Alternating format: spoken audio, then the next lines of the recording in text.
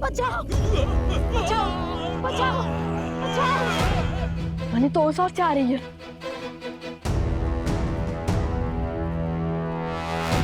भागो भागो बचाओ बचाओ, भागो भागो भागो भागो। ये तो कष्ट में लगता है। बचाओ बचाओ बचाओ बचाओ। अरे आप सब बताएंगे? आप सब इतने भयभीत क्यों हैं? कहाँ भाग रहे हैं? कोई बताएगा? हमारे गांव पर इसी को किसी राक्षसी माया ने घेर लिया है। सभी किसी विचित्र रोग से ग्रसित हो रहे हैं। हम ऋषि हरित को खोज रहे हैं क्योंकि उन्हीं के पास इस रोग का उपाय है। ठीक है, जन लाओ इनके लिए।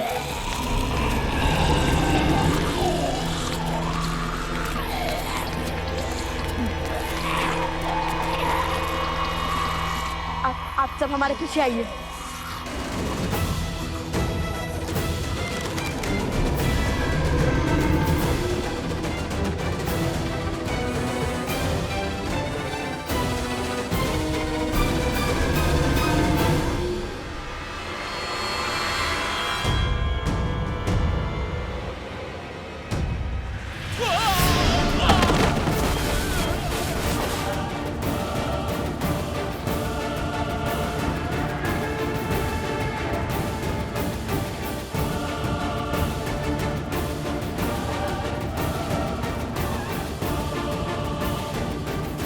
पूर्व में बसे परेशी गांव में पुनः असुरी रोग फैलाओ। मेरी माया तुम्हारे साथ है।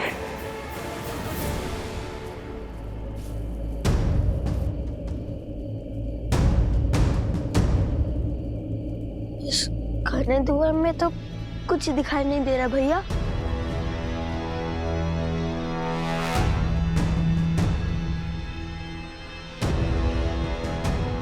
भैया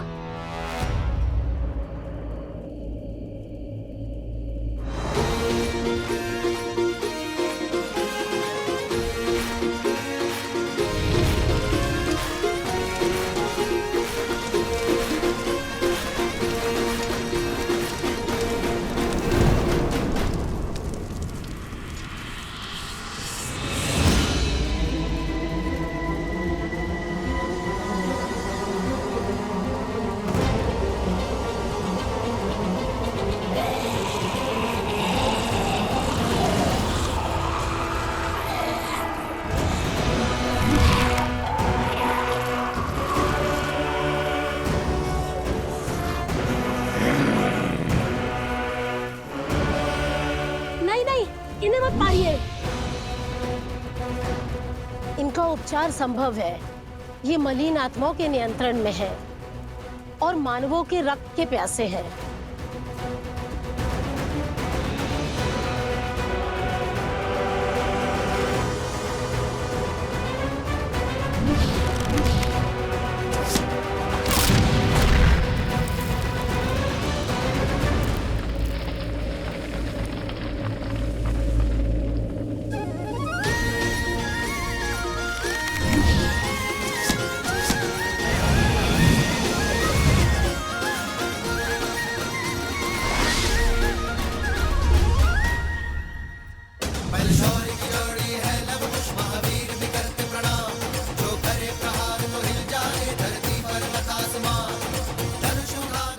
लव कुश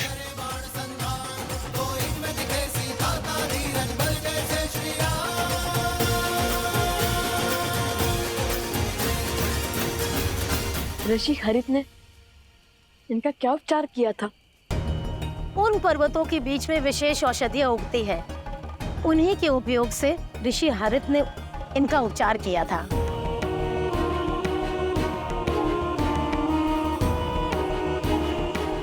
आप और गुरु अवत्सला और भाभी श्री प्रसुता के साथ ऋषि हरित के पास जाइए। हम औषधि लेकर आते हैं। और महाशय आप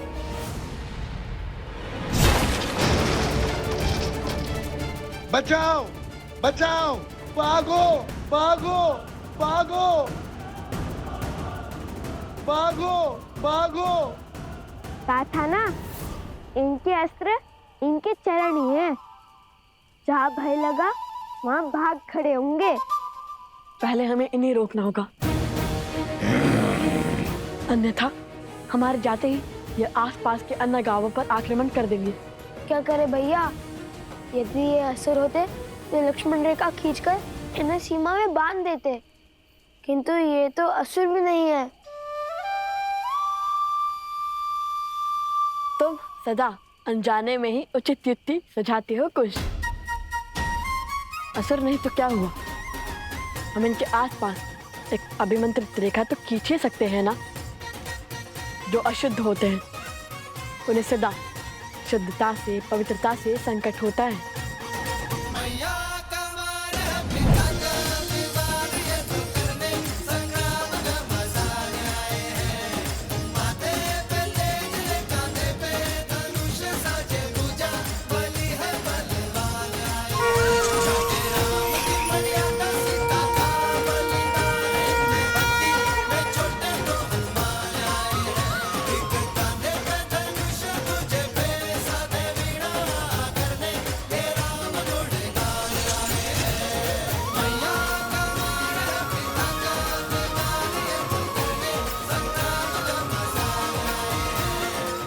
ये इस अभिमंत्रित रेखा को पार नहीं कर पाएंगे कुश।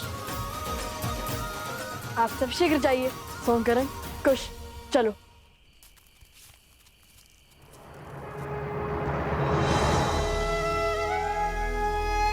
हे माता तमसा, आप सब नदियां, बहनें हैं इस भूमि पर हर और उपस्थित हैं। मेरी आपसे विनती है माता, मेरे पुत्रों का मार्गदर्शन करने में, रक्षण करने में उनका सहायक बनिए। उनके प्रभु पर उनकी अटूट श्रद्धा को बनाए रखने में सहायता कीजिए माता।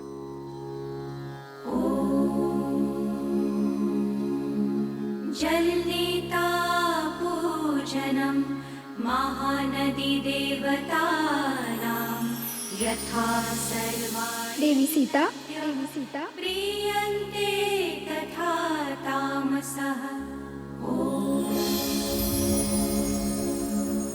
जलनेता पूजनं महानदी देवतानां यथा सर्वाणि नद्यः प्रीयन्ते तथा तामसः। भूमि की हर नदी जानती है कि आप भूमि देवी की पुत्री सीता भूमिजा है और आपकी संतानों की सुरक्षा हमारा दायित्व है। माता, त्रिवेणी धाम में सभी महानदियां आपके पुत्रों को अपना आशीर्वाद देने हेतु उपस्थित होंगी,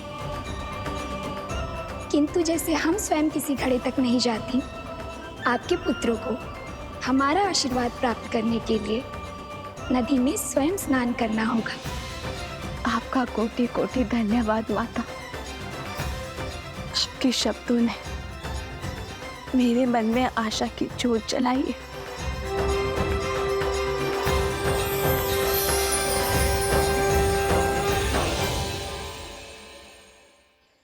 अतिशीघ्र चलो, ये अश्व तो पर्वत की ओर जा रहा है। यहाँ हम अश्व की क्या स्वयं की भी रक्षा नहीं कर पाएंगे। चलो शीघ्र चलो।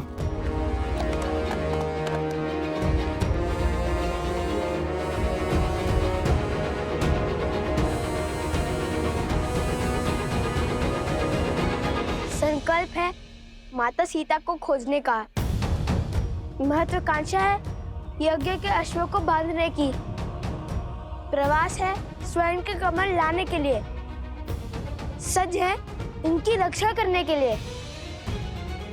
भैया, ये क्या पहेली है? पहेली का उत्तर एक ही है कुश, आस। और यदि भगवान वाल्मीकि ने यह आदेश दिया है तो अवश्य ही हमारे सारे कार्य एक स्थल पर जाके जुड़ते होंगे। अश्व, अश्व? इसके ऊपर तो छत्र है, कहीं ये अश्वमेध का अश्व है।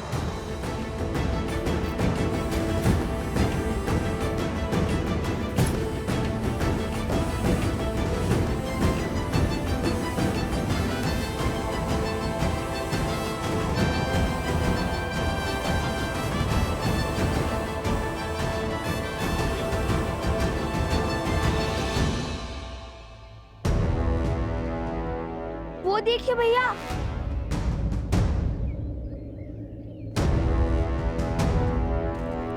राक्षस लगते हैं, अश्व के लिए आए हैं। चलाइए तीर और कर दीजिए इन्हें परास्त। ध्यान से देखो, वे सैनिक हैं और हम सैनिकों पर आक्रमण नहीं कर सकते, किंतु अश्व के लिए केवल इतने सैनिक।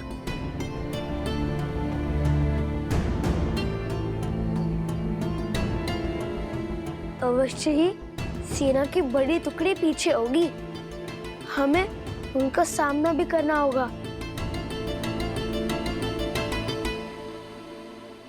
समय कम है भैया, हमें औषधि भी लानी है और स्वर्ण कमल भी। यदि इन्हें ज्ञात ही ना होता कि ये अश्व हमारे पास आ गया है तो कितना अच्छा होता।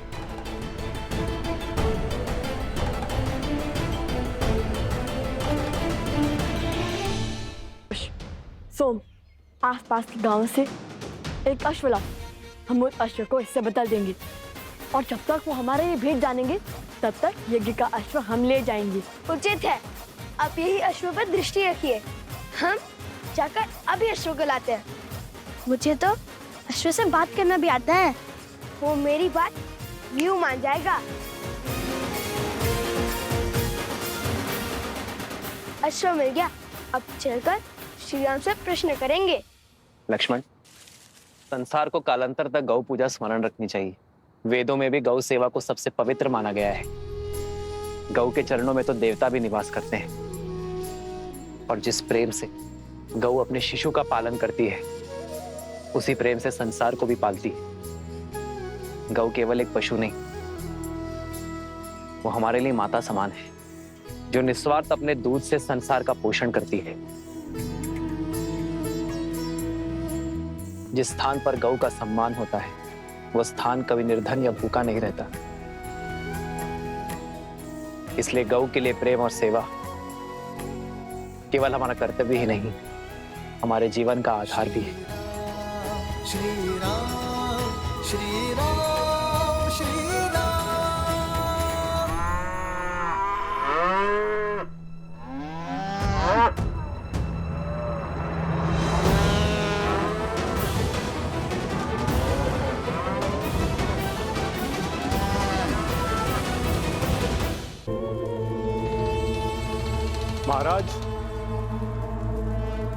महाराज, अश्वमेध यज्ञ के कारण अयोध्या की प्रजा फिर से उस राम की ओर समर्पित हो रही है। मेरे अथक प्रयासों के बाद भी मैं उनके मन को विचलित नहीं कर पा रहा हूं। और कितना समय लेंगे आप महाराज? समय बड़ा चंचल होता है बानासुर, वो किसी के वश में नहीं आता है। मेरे भ्राता दशानंद रावण को भी लगा था कि वो समय के अंत तक जीवित रहेगा, पर देखो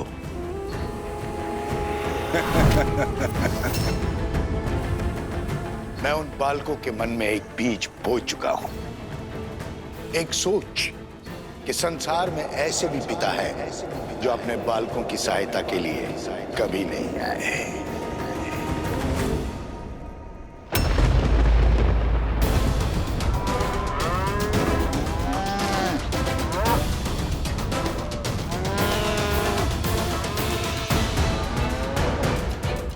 गौ माता का क्रंदन तो अनिष्ट का सूचक होता है।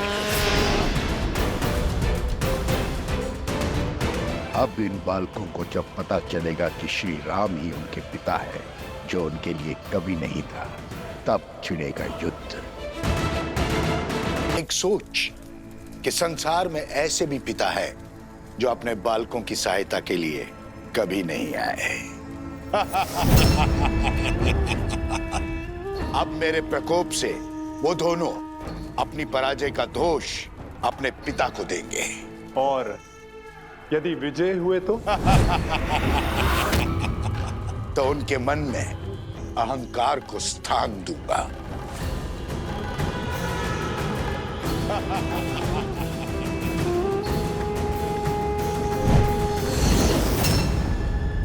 अब उन्हें सत्य बताना मेरा दायित्व है। उन्हें यह ज्ञान देना कि उनके पिता और कोई नहीं, उनके आराध्य श्री राम हैं। और जिस सीता से मिले बिना वो उसके कष्ट को जानकर इतने विचलित हो गए, वो और कोई नहीं, उन्हीं की माता है जिसका राम ने त्याग किया है।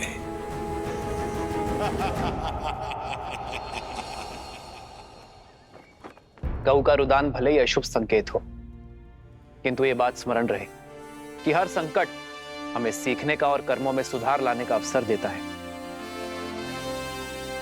और जैसे आर्य सुमंत ने बताया कि गौ के रुदान का कारण उसके बछड़े से उसका विरह था, जिसे शीघ्र ही ढूंढकर उसकी माता से पुनः मिलाने का आदेश है।